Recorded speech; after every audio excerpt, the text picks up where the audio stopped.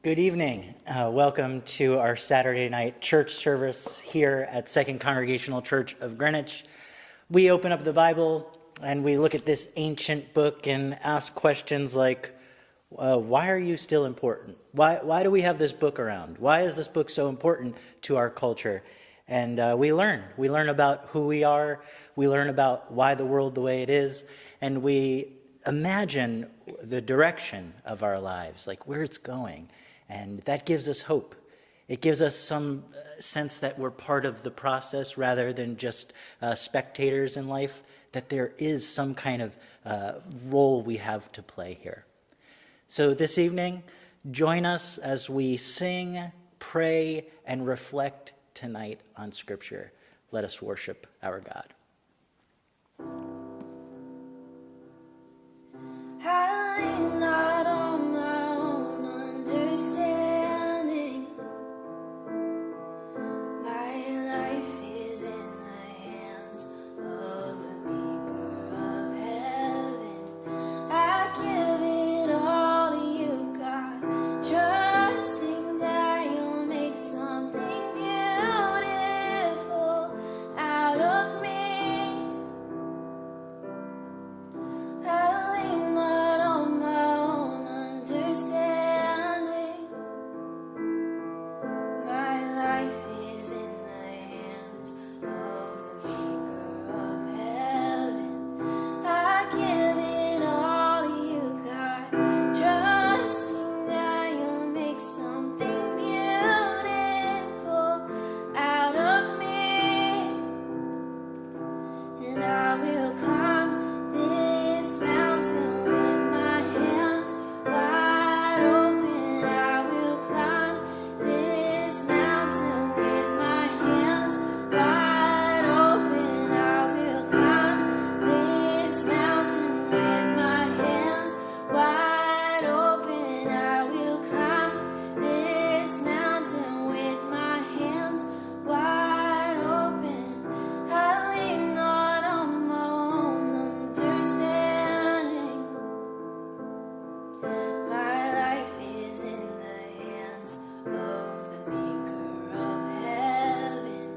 I give it all to you, God, trusting that you'll make something beautiful out of me.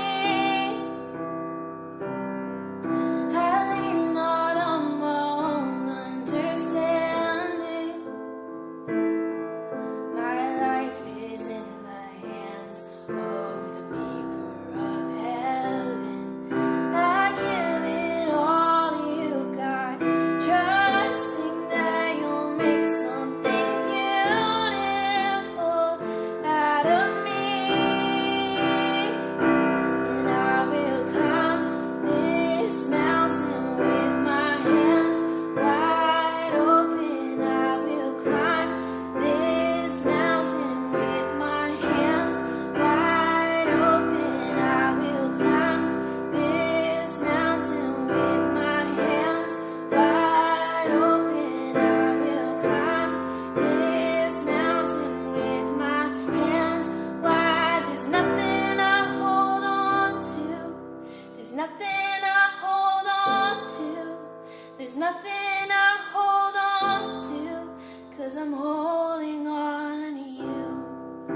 There's nothing I hold on to. There's nothing I hold on to. There's nothing I hold on to, 'cause I'm holding on to you.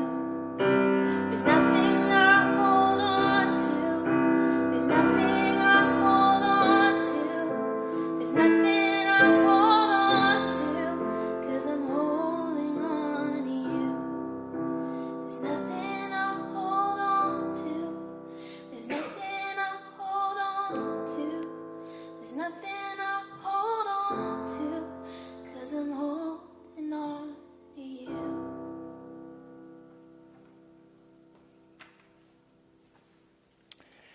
When people ask me to pray for them, I always wonder what their expectation is.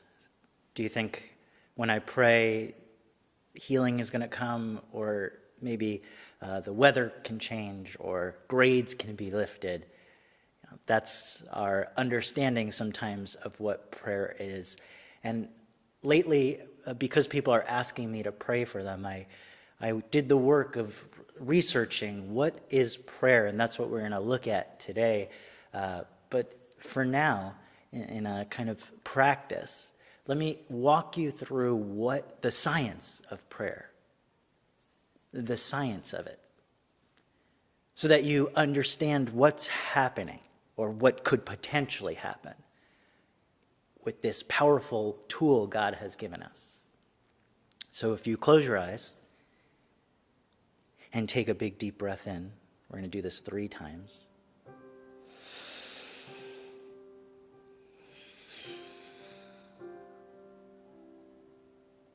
One more time.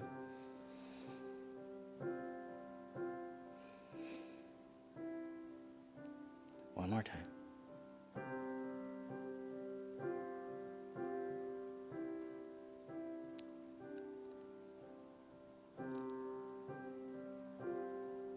What Freud and Jung and science has come to some conclusions about human beings, and while it's not 100% on one thing, they agree in this idea that human beings operate out of drives, like these primary urges and feelings in us.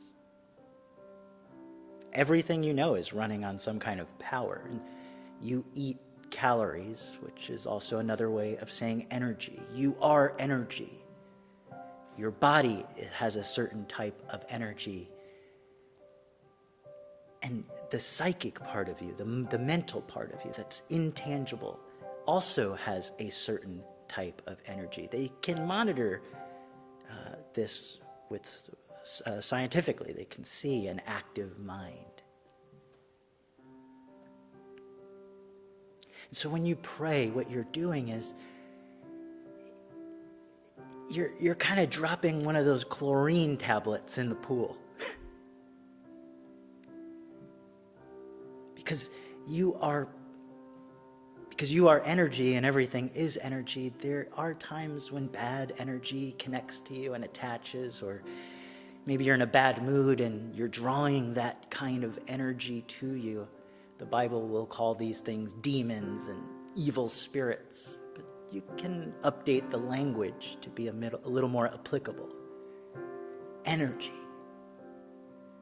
So today we're going to learn about the power of how to access this energy for ourselves and play around with it.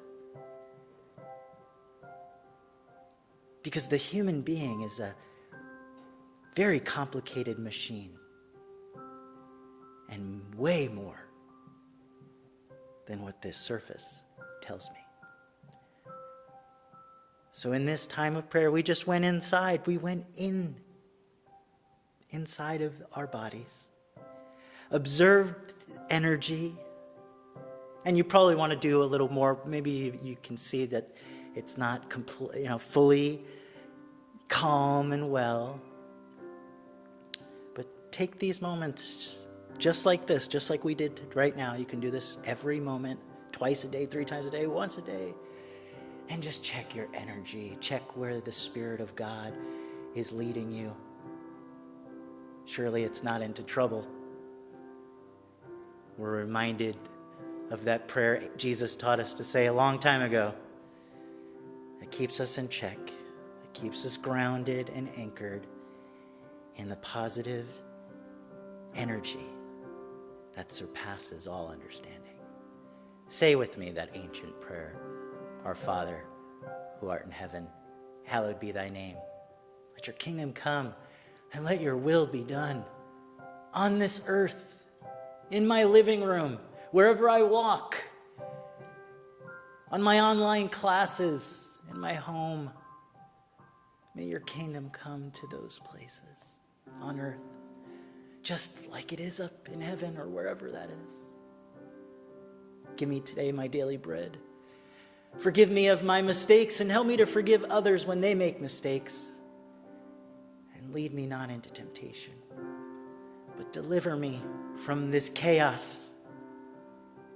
For yours is the kingdom and the power and the glory forever and ever and ever. Amen.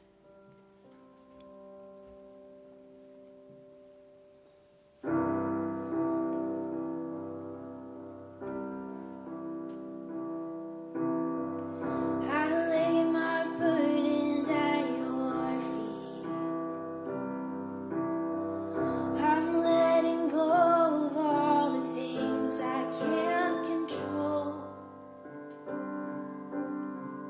In my frailty, Lord, I find your strength.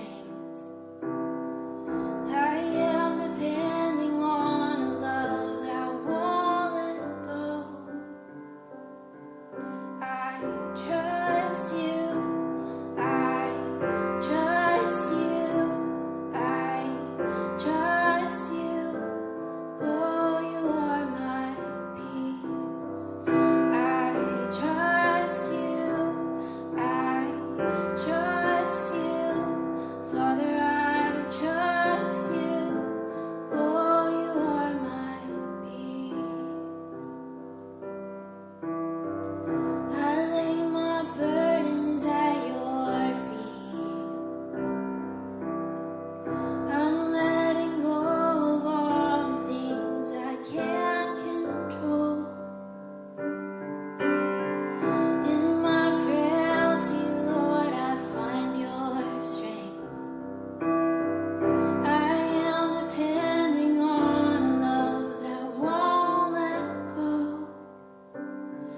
I trust you, I trust you, I trust you. Oh, you are my peace. I trust you, yes, I trust you. Father, I trust you. Oh, you are my peace. And I don't have to be strong, 'cause you are my strength. Oh, you are my strength. Oh, you are my strength. And I don't have to hold on, 'cause you don't let go. Oh, you don't let go. No, you don't let go.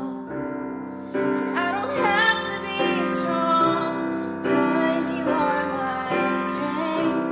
Oh, you are my strength.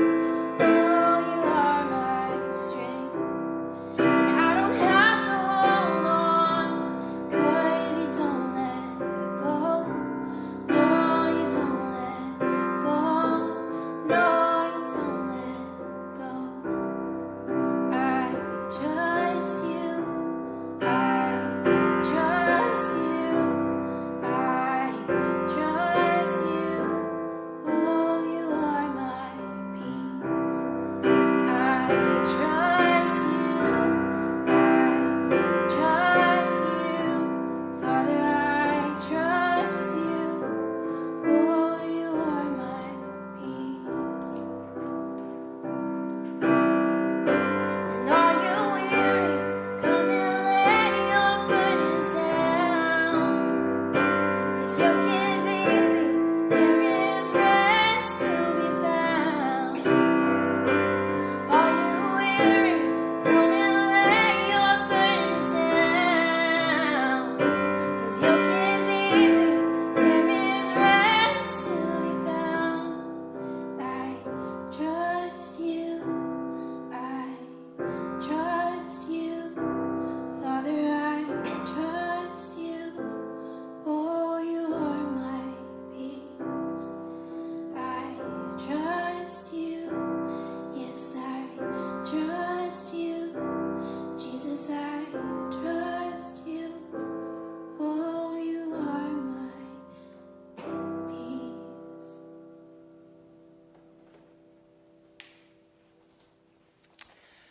So my favorite play in football, almost every kid's favorite play, is the Hail Mary. Let me see it. Nobody's here, so I technically There we go. That's a Hail Mary. It's when you just throw the ball up in the air and you pray to God somebody catches it. It's probably the play the NFL players don't like because you don't know if it's going to get caught. The percentage of it happening is so small that if it is caught, it's like Mary handed the ball to the person and is doing the dance. That's how miraculous it is. The odds are not in your favor with a Hail Mary. You're just guessing. Do you know why they called it a Hail Mary? Because it's a type of prayer, right?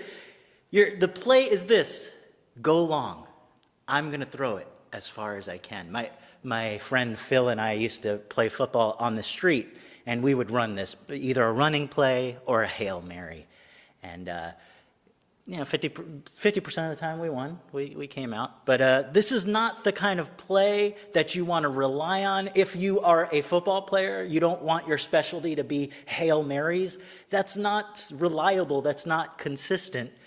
And unfortunately, this is a lot of kids and a lot of people's understanding of what prayer is. It's a Hail Mary, a long shot, I hope you heard it. But sometimes, if it happens, we're like, yes. But more often than not, it's just one of those things we hope that God hears. But hoping that God hears me and throwing Hail Marys to God doesn't sound like a relationship I want to have. Yeah, God, sometimes I call him, he doesn't pick up, he ghosts me all the time, I've been praying nonstop. Where is this guy? And this is our understanding of prayer, unfortunately, as I've said, and today we're going to change that. Because the word pray in the English in dictionary, it means to beseech, to beg, to plead. Please, kids are praying to you. They do this. Please, can I go, have 15 more minutes on the iPad? And you're like, God. And they either love you or hate you based on your choice.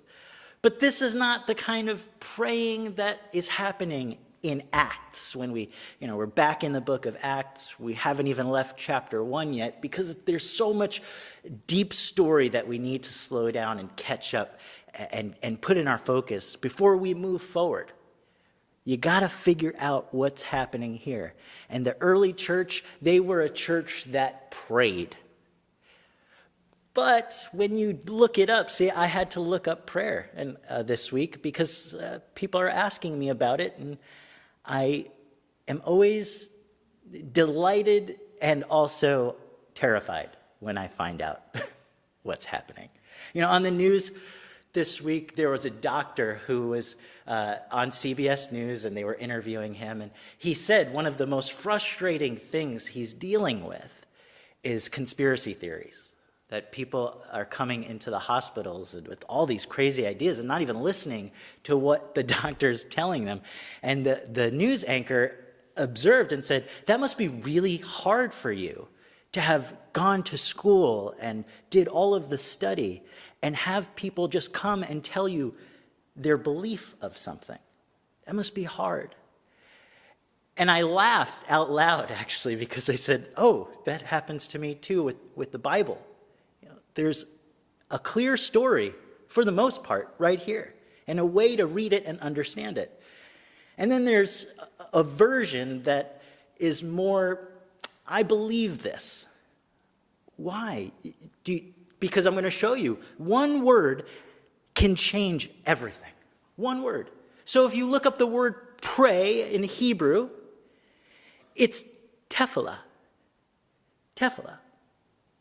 If you go to the synagogue or the temple, they'll know that word. They do tefillah all the time. But we translated that word pray because that was the closest thing that the translators thought Western people would understand. So they put the word pray. And there's a way of praying, that you do kneel down and you beg, but in this context, in this story, they're not using that word, the word pray. They're using the word tefillah. And today we're going to see that this changes everything, this one twist of the word. And in fact, it's going to validate and verify everything I've been teaching up to this point.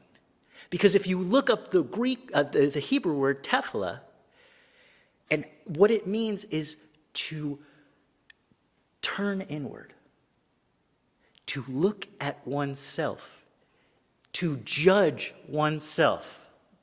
I've been preaching this. That's what tefillah is. It's a time of self-reflection. Prayer is the glasses. To pray is to put on the glasses of God. When you pray, you're putting on God's glasses. Throw away that Hail Mary concept of pray. For many people, even for myself, I don't see the requests getting answered so quickly, and they're often kind of spread out and inconsistent. So when I applied the tefillah version, everywhere I saw the word pray, it made sense, because we find the disciples in Acts in an upper room praying together. Were they all sitting there begging God, throwing Hail Marys? Or were they sitting there seeing something that God was doing? I mean, just look at the situation. Their teacher is dead. They left everything. They're hiding out. Do you know why they're in an upper room? They've been kicked out of the synagogue. Imagine being kicked out of your church. They got kicked out because they had a different interpretation of the Bible. Seriously, that's why. I mean, you have to imagine this is a time period where there's no freedom of religion, no freedom of expression. People don't play in that ancient world. And if you're a rabble-rouser changing things, you become a threat. But the type of praying that Jesus was teaching, this was what got him kicked out of the synagogue. He railed against the type of praying they were doing. What kind of praying were they doing? Well, let's take Jesus' words. See, if prayer is just getting on your knees and begging God to throw a Hail Mary, then what Jesus said here doesn't make any sense. What we're going to see, that Jesus is teaching us that prayer is something very personal, that you should actually shy away from doing it in public. Watch this. The subheading, pray with simplicity. Jesus says, and when you come before God, don't make that into a theatrical production, please. He says, all of these people making a regular show out of their prayers, hoping for some type of stardom. Do you think God sits in the box seat saying, bravo, oh, that prayer really moved me. It was so eloquent. Jesus says, here's what I want you to do. I want you to find a quiet, secluded place so you won't be tempted to role play before God. Just be there as simply and honestly as you can manage. Just be there as simply and honestly as you can manage, and the focus will shift from you to God, and you will begin to sense his grace. I posted on Facebook some Finnish baseball. One of my favorite YouTubers, this guy John Boy, gives these 2-minute summaries. They're very funny about, just like a baseball play. And anyway, people were sending him videos of this Finnish baseball. So he went to have a look, and it was hilarious to watch because he goes, it's almost like somebody went to America for 10 minutes, watched baseball, came back to Finland, and created the sport. There's 2 shortstops. The bases are all jumbled. There's the way you pitch is you throw a ball underhand and you kind of self-hit. You can score a run by getting to third base, but if you get home, you could get an additional run. So, and there's a river in the middle of the field. So the ball can land in there. It seems like it doesn't matter. And they're in a stadium. There's people watching. And I'm looking at it saying, what is this? I have no idea what I'm watching. Yet all those people are standing around cheering, playing. There's certain rules that they know that I don't know. There's something going on. And what are they doing? They're having fun. In one scene, the guy hits a home run and he takes his sweaty shirt off and throws it in the crowd. I mean, how good is this sport that you would catch a sweaty shirt? These people were, you could watch it with them, right? You're watching it simultaneously. You know, it's like when I take Ashley to the baseball game. One person doesn't know what's going on, and the other one does. What prayer does is, as you do it, you'll begin to get a sense of the game, how the game is played, what Christianity is. See, once you start praying and meditating and reading the Bible, at first it will feel like you're watching Finnish baseball. You won't know what's going on. But the more you do it, the more you hang in there, the more you hold on, the better you will become. And you'll get to a point where you do it because it's enjoyable. It's not a chore. And that's the type of praying Jesus invited us into, the type of praying that lets us see. So prayer is like putting on glasses because you get to see something. It's happening. You know, the early church, they lost everything. Their teacher's dead. They're in an upper room. Everybody's abandoning them. If you looked on the outside, you'd say that this is a failure. Whatever this movement was, it failed. But we find the disciples in Acts chapter 1 praying. And this tells me that they were seeing something different. On the surface, it looks like they're experiencing loss. But because they are people who pray, they're seeing something different. They're seeing gain. They're seeing the kingdom sprout up in their perseverance. So the early church prayed, and it helped them see. It was like their glasses. The second thing you need to know about prayer, and this is it, glasses. Prayer is like the glasses. It lets you see spiritual things, and prayer is the glue of the church. Praying is like the glue. You know, this image of the early church, all of them sitting up in that early room, there's some really awesome stuff going on that maybe we don't appreciate because of how old the book is. 2,000 years ago, men and women prayed separately.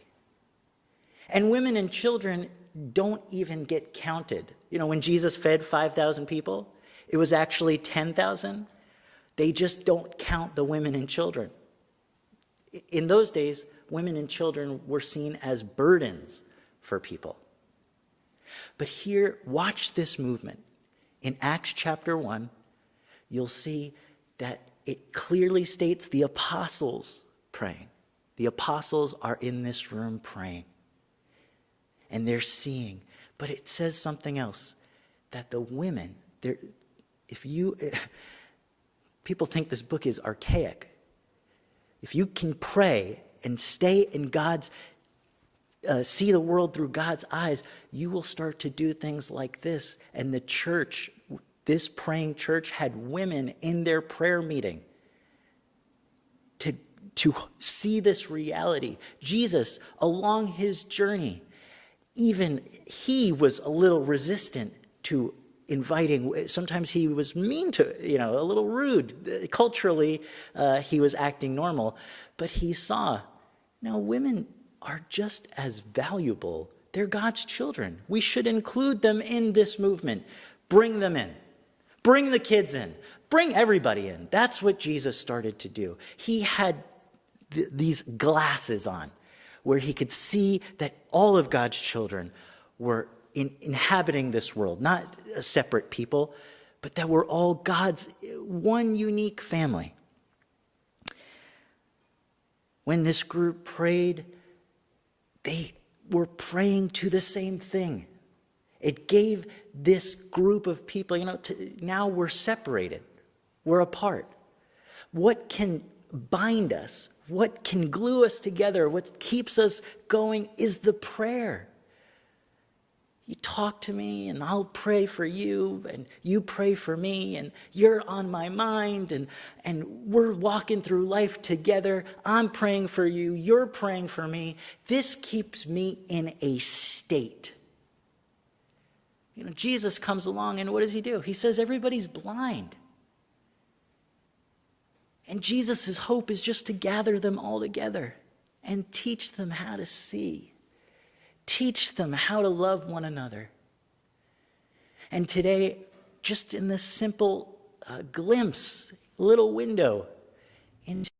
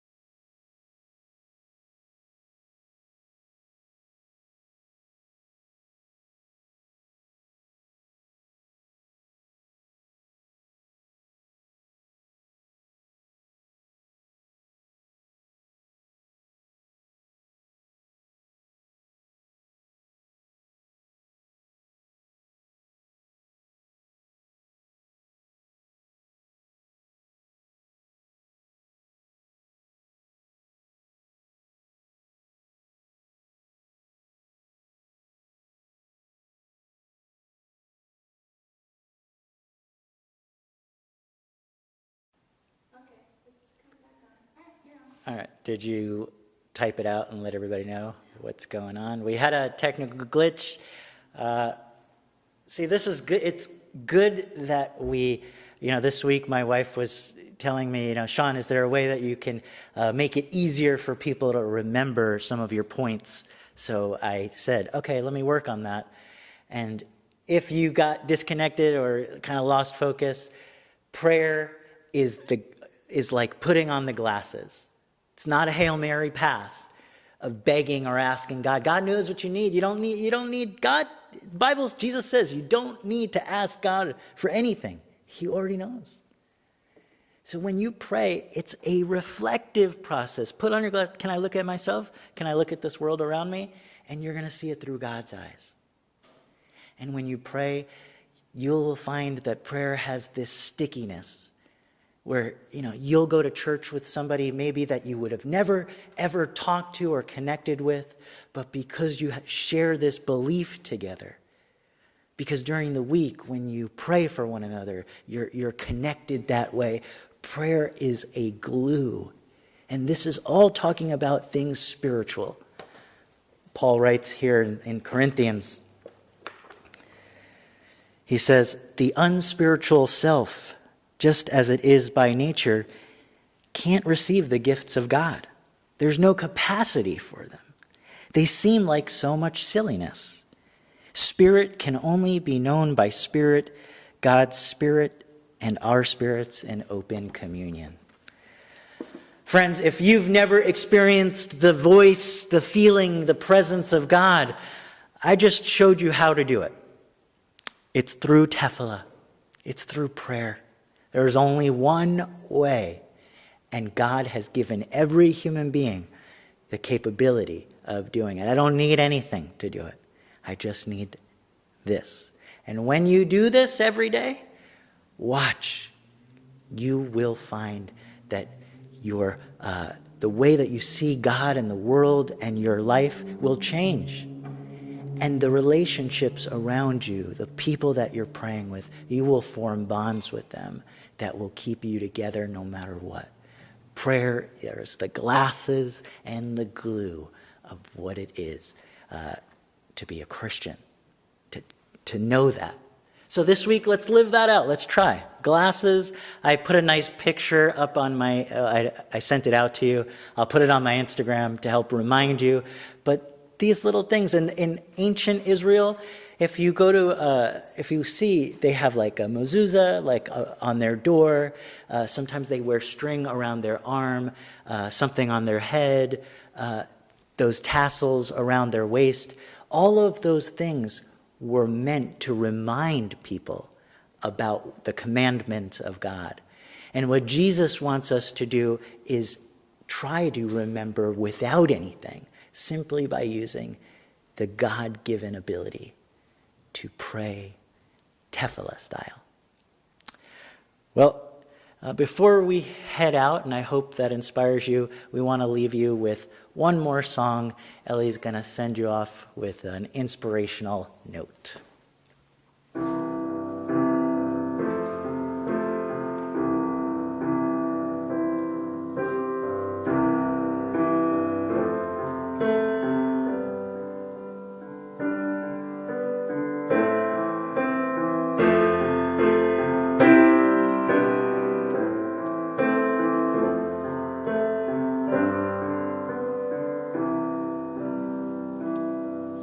For God so loved the world that He gave His only Son, and whosoever believes will not perish, they shall have eternal life. For God so loved the world that He gave His only Son, and whosoever believes will not perish, they shall have eternal life.